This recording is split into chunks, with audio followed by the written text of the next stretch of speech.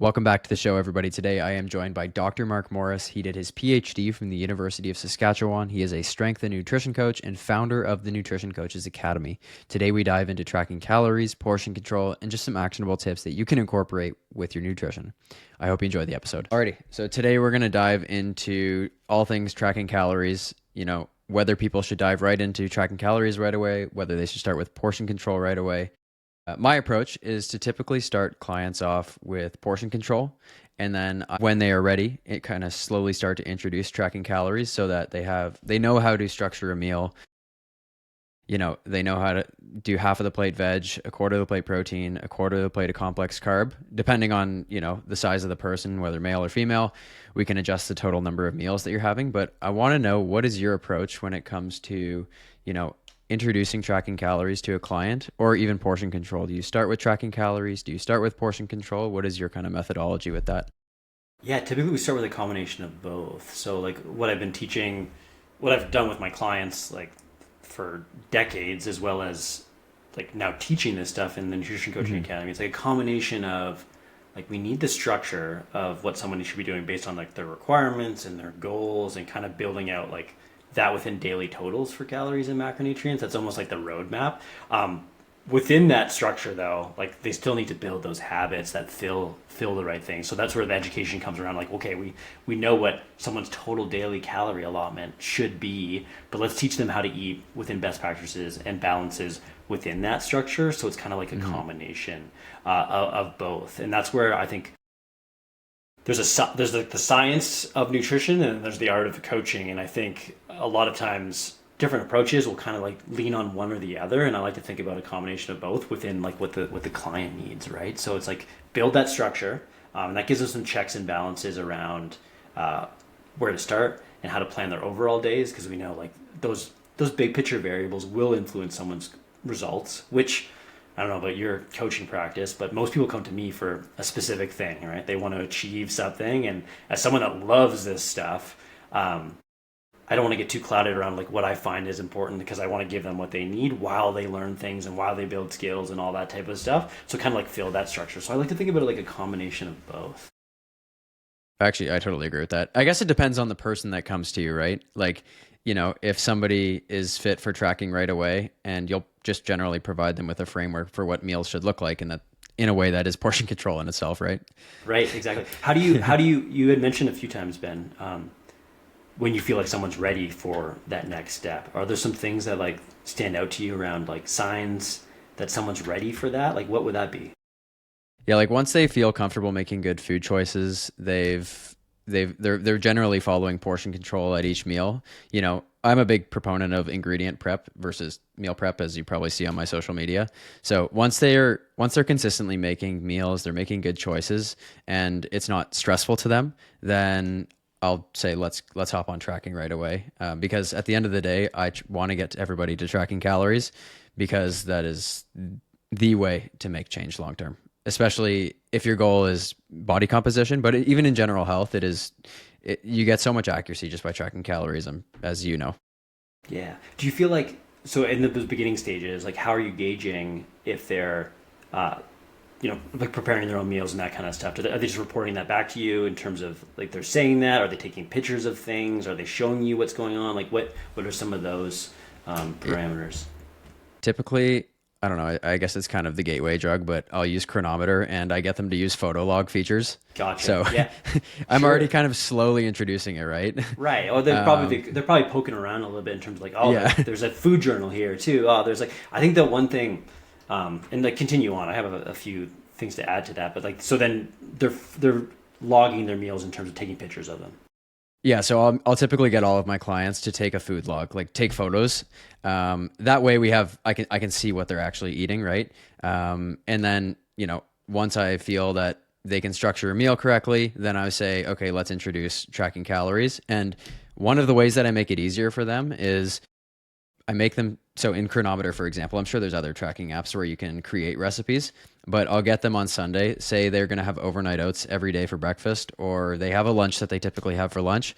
I make it easier. Just say, make a recipe. That way, when it comes time to tracking your calories, you're not having to pull a scale out every single time. I guess that's in the case of like meal prep, right?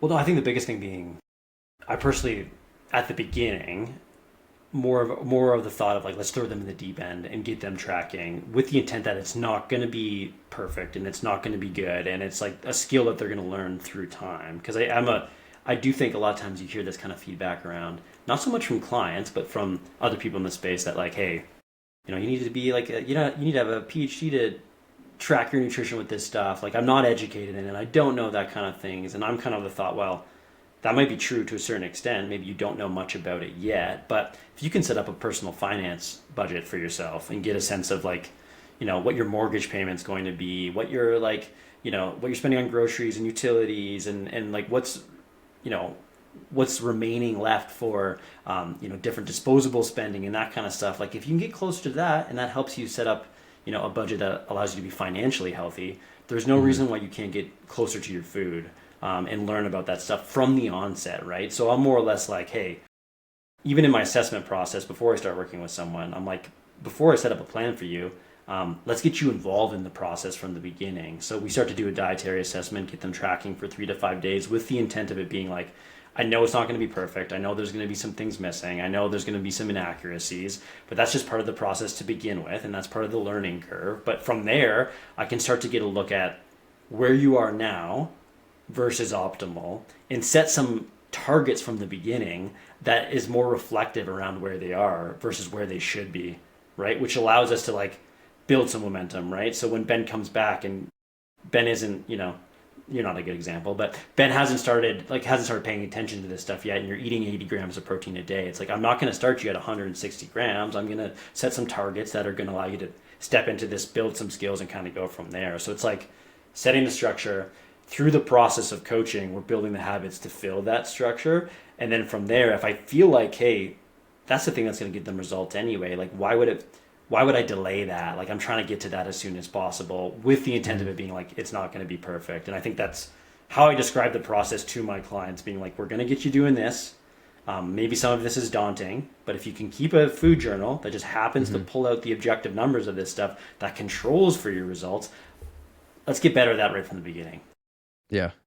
No, that's good. Yeah. What do you tell clients when they come to you and you're like, okay, we're going to track calories, and they're like, oh my God, do I have to track calories forever? Like, what is your response to them? I'd say like, absolutely, you do not. I mean, that our intent of us is like trying to learn these numbers and what you need so you can get some results, but you can also keep them because you're learning through the process what's most important from your food that influences those results. So I think if this is the best way for us to get results, we're going to do it to help you learn skills, build skills. But my plan for you is not to have you doing this forever. That doesn't mean you can't revisit it when goals change or things switch, or you need like a tune-up, for example, that kind of thing, because you'll still be able to control that stuff. But the intent is not for you to do it forever.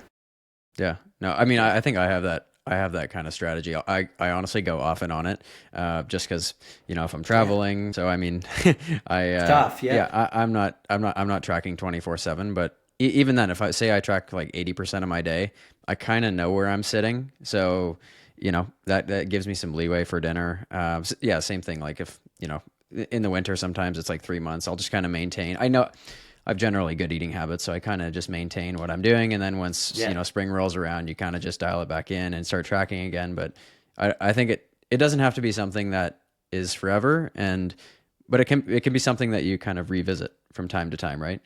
Yeah. Especially there's when some flexibility within that. Like I think maybe you're tracking at breakfast and lunch, and then like dinner's more flexible, but you're not as close to the numbers, but you're paying more attention to like some, mindful eating practices and that kind of stuff. And that allows you to find balance. That's the sweet spot and where we want people to get to. And I think there seems to be some resistance to tracking from people that both, uneducated, but also nutrition professionals that are like, don't do this because of the downsides. There's pros and cons to everything. And it's just using the skills, using the tool to like get somewhere, as opposed to like it not being, you don't need to be perfect. The goal isn't to be the best at tracking. It's to use it to get somewhere.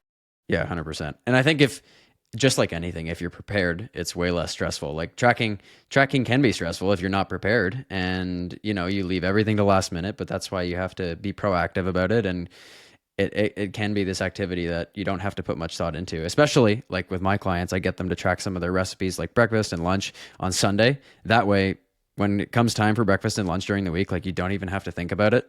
Maybe you only track like a little snack in the afternoon and dinner, but it makes it a lot easier.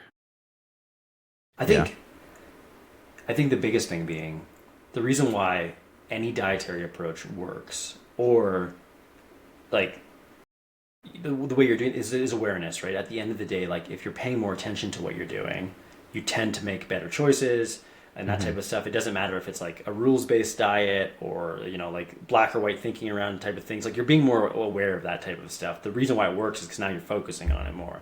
Like, why wouldn't we do that with the objective side of things? Because it's so much more accessible. Like when I started getting into this stuff, like none of the apps existed. Like the only way for you to like objectively look at your nutrition was to like go to like a university based setting where there was like a database where you could pull nutritional information from, or you were like literally logging it yourself, like pen and paper, that kind of stuff, which I think people did for a long period of time, right? Yeah. Then, I mean, almost overnight, and this is kind of when nutrition coaching started to get more popular, was that like, hey, well, now we have things that like the consumer can do to log this and get the information and help them guide decisions. So it's come a long way with that. And we're just like even getting started around that type of stuff, right? You talk about restaurant meals and not wanting to track, like we're getting pretty close to having like photo based stuff that will pull the information from you, and not just AI, like actual like LiDAR sensor type stuff where it's like good information to Yeah. calculate this stuff. Like we're close to that. Like we're like it exists, Yeah. right? So it's like the stuff will continue to become more accessible, and I don't think people should be fearful of that. They should use it to inform their decisions, which will also guide their health. And I think that's a good thing for all of us.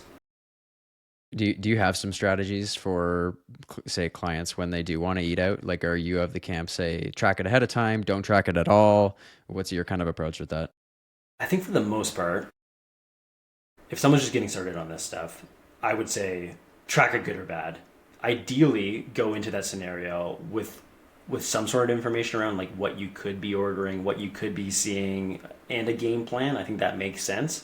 They don't If they aren't able to do that and they don't have access to that, just tracking it anyway and guesstimating is it going to allow them to make decisions around that meal as opposed to just saying screw it, I'm not going to do any of it at all, right? So it's like being more mindful around that. When people get more experience though, we tend to use like a flex day structure. Like if I know you have um, like a wedding meal coming up or a social event or something along those lines, and there's some Hmm. non-negotiables around like, hey, I want to do this at this meal, this is important to me, like we're going to just plan a day that looks like this at breakfast and lunch, with a dinner meal off where you eat like a real human, like everyone else is eating, Yeah. with some mindful eating practices, and then just call it a day, and go from there. Like that is a good amount of flexibility for a lot of people that are a bit more experienced. So kind of working stuff like that in. So it would like just look at like where they're at in this process and kind of what skills they've built up already. No, that's a good way to approach it. I mean, I think when, especially if with tracking calories and eating out, I think that if you're going to be somebody who's going to pull your phone out at dinner and, log it, it can take away your presence from being with others, right? So, yeah, logging ahead of time or just, mindful eating. I think those are definitely the best strategies. There I you had go. another little question here for you. Yeah. Um, a client comes to you. Do you have a typical diet that you'd recommend to them? Is it Mediterranean, carnivore, just a mixed, balanced diet, kind of whatever they're currently eating, and you'll just make suggestions? I know this is a massive question, but No, I think what for would the be? my approach is like not many. I don't I think I legitimately think a lot of people aren't that far off from their optimal way of eating. So like Hmm. what I like to do is take a look at what they're currently doing, and in most cases just add in more protein through a few new like suggestions around a few new things, but also boost the serving sizes of what they're already eating, and then put an emphasis on like including more fruits and vegetables in most cases at each time they're eating.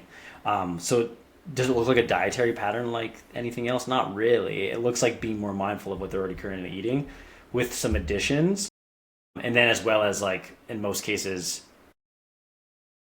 someone doesn't know how quickly the calories add up. And I would say like, since 90% of my clients are body composition and weight loss focus. Like they're just trying to look at ways where they can also save on some calories by making smarter choices and swaps and that kind of thing. So it's not so much start eating this way. Although I think there's some merit to like everything's on a spectrum, right? Where it's like the more prescriptive you can be, the easier it is to follow at the beginning because it's explicit around good or bad, yes or no kind of thing. But it's trying to find some balance between like what you're already eating, being smart, creating some skills and knowledge around those choices and building off that. But from a dietary pattern perspective, I'm like, nah, most of the time, like you like to eat, you know what you like to eat. We're just going to do it in a way that falls in line with your goals and moves towards like the healthiest eating pattern for you. And I think that most people, like you were saying, they eat okay to begin with, and it's just making a few suggestions. Like I have many clients, they come to me, for breakfast, 2 eggs, a piece of toast. It's like, we don't have to remove those 2 things. We can start to add some vegetables, a little bit of fruit, maybe a little cottage cheese, get the protein up. It doesn't have to be these drastic changes to your life, right?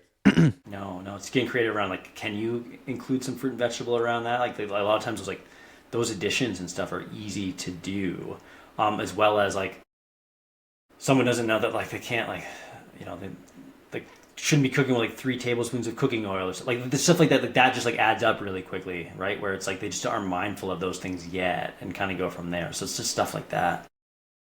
But especially oil, I don't think people realize how much fat is used in restaurants, and when you're eating out, it's completely, or even when you're just pouring oil like in a pan, like a tablespoon is not that much.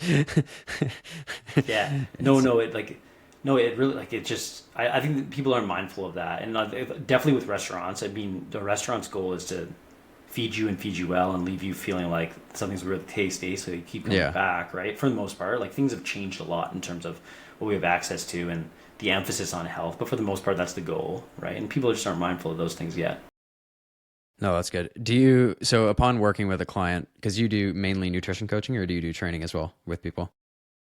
Historically, I'm a strength coach by trade as well, in terms of like I would say 10 years ago, my main client would be the power lifter that wanted to make a weight class, most of the time lower kind of thing. So I would handle their programming as well as nutrition and game day coaching and that kind of stuff. But I'd say in the last 5 years, it's mostly nutrition coaching. Okay, so I have just a question out of curiosity. Yeah.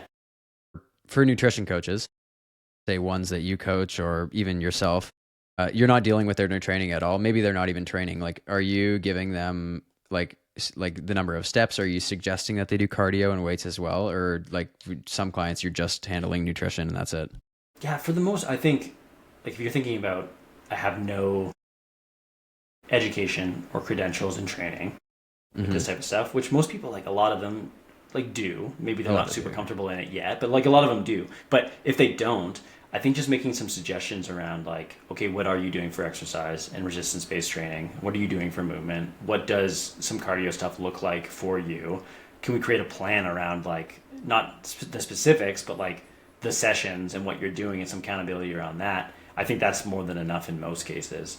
I think a lot of, I don't know, just generally speaking, I don't come across many people that don't know they should be lifting weights and are not doing like some of it. And that might be the bias around like the people that I personally attract, right? But at the same time, a lot of people are doing that stuff already. And it's not that it can't be better. It's just like that part is already in place. The system around like, I'm doing that stuff consistently enough is in place. The thing that's like the real area for opportunity in my perspective is the nutrition side of things. Yeah, no, I feel like everybody needs to improve their nutrition. And with regards to training, I find, let's say a client has a body composition goal and they're trying to lose some weight, like they get to their target weight, but in reality, yes, you're trying to lose weight, but you're also trying to feel more confident. And to feel more confident, you have to feel strong. And when you lose that weight, you might actually not be, fully satisfied with what you got to. And you're like, oh my God, crap, I should have been. I mean, you can start resistance training then, but people need to realize like it's equally as important as your nutrition, right? And especially if especially if you have body composition goals, it's like if you want to be happy with the way that you look and feel confident, then you need to resistance train to build muscle and to feel strong, right? Without a doubt. I think a lot of times, I don't know, in my experience, I've just seen that like weight loss seems to be like the fitness gateway drug where it's like I'm doing some training already, but not to the full extent kind of thing. But in order for me to really gain muscle, I kind of have to get the first results that I'm looking for before I can kind of switch gears and move into the thing that's in my best interest. And maybe in an Hmm. ideal world, people would be doing that concurrently. But it's not usually like that's not usually how it works in the real world. And I'm definitely obsessed with things that like actually work in the real world in terms of like do people actually do them, like not so much what does the evidence suggest, but like okay, what does the evidence suggest plus like how does this play out in the real world. The art of coaching, I think, at times is like finding the balance between like what someone wants and what is in their best interest and trying to get them like bought into the solution. I think we as professionals like to think about like okay, you should be doing things this way, and we talk about the success stories of people like trusting us and doing it the way we laid out, but that sometimes we kind of gloss over the times where it was like we pushed too far in the direction we thought was best, and then we never hear from someone again. Right, would be the Yeah. biggest thing. I can't tell you like using going back to the powerlifting example. There's been like this long-standing belief in powerlifting that you shouldn't cut weight for your first competition, which generally is a smart thing. Like you should probably get the experience of lifting, have Hmm. your best performance, not worry about the other variables that are tougher to control and aren't really that important at once or at the beginning. But at the same time, like a lot of people just want to do that, right? Where it's like, I want to be in this weight class and that kind of thing. And there's a lot of people that are just like hobbyists. They're going to try this, right? In my experience, like I'm kind of a harm reductionist around if you're going to do it, you might as well do it within the best practices of doing it and see what's what. And a lot of times people will be like, oh, man, that was really hard. I probably won't do that again. You're like, no, that's okay. But you had like a good experience, right? Like, Yeah. that kind of thing. So I don't know. I just kind of try to find some balance doing that stuff, and let them be part of the solution because I think that ultimately builds trust and rapport around a lot of this stuff. Yeah. And I think it's like meeting the person where they're at too, right? Without a doubt. Yeah, Yeah. yeah. Yeah. I think for us to get you where we want you to go, like we gotta meet you where you're at in some cases, so that you can see the path to where you should be going. Yeah. No, Yeah, exactly. Exactly. Anyways, I like to keep the episode short, 20, 25 minutes. So love we'll it. cap it there. Where can people find you, Mark? A few places. I think we're putting the most energy into our YouTube channel right now. So if you search Dr. Mark with a C Morris on YouTube, you'll come across all of our nutrition coaching, but also general nutrition content, as well as Mark MARCW Morris on Instagram. Awesome. Thank you very much. I appreciate you coming on. Thanks for having me, Ben.